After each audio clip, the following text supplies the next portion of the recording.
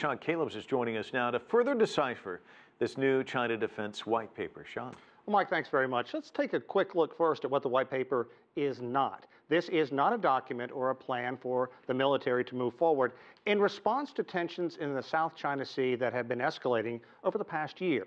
As Han Ben just mentioned, this is the 9th so-called white paper Chinese leaders have drafted focusing on military preparedness and strategy that initially date back to 1998.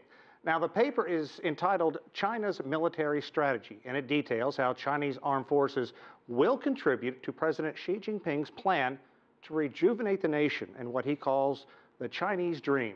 It calls for military plans to immediately focus on 4 key areas, and here they are: outer space, cyberspace, nuclear force, and the ocean. 4 key areas to focus on, and naturally everybody's going to focus on that last one, the ocean, because the U.S. and China, well, and of course China and its neighbors, also some issues there. The U.S. has always maintained that these waters must remain open for trade and that sort of thing. So talk to us a little bit about that. Yeah, you're exactly right, Mike. The military buildup in the South China Sea and the East China Sea is getting most of the attention right now. The paper also focuses on what Chinese officials label active defense, which it calls the essence of the Communist Party's military strategic thought.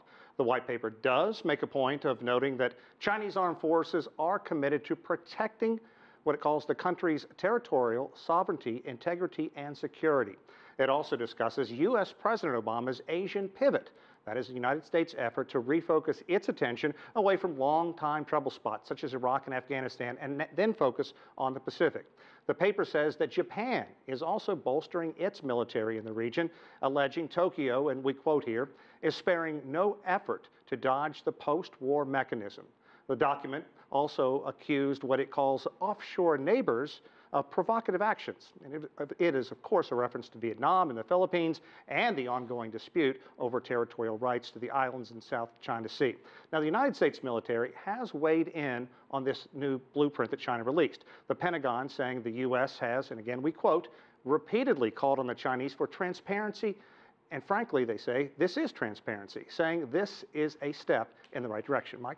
What about analysts? Have they had a chance to look at this, and what are their thoughts? Yeah, I think it's very important to get that view, because you expect the United States to say one thing, China to say another. But the analyst and I did speak with, one had a pretty blunt assessment, saying it sounds exactly like the kind of response one would hear from China right now, saying China is pushing its interest in the South China Sea, and everyone else, every other country, is posturing in response. This analyst went on to say there appears to be no master plot by China or any other country, but it just shows that China wants to maximize opportunities, capabilities, and assets while avoiding big showdowns or conflicts in the region. And that's one thing that we did hear from in the white paper. They said that China said it certainly doesn't expect a world war to break out, but it has to be prepared in case something like that happens, which every country does. All right, Sean Callebs, thanks so much.